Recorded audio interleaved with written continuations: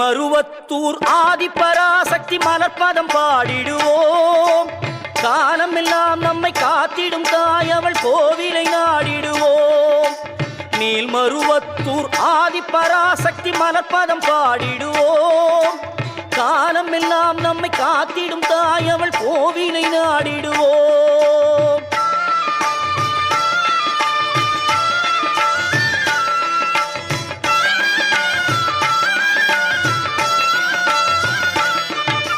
கோல விழி கொண்ட கோமதியவளே ஆதிபராசக்தி.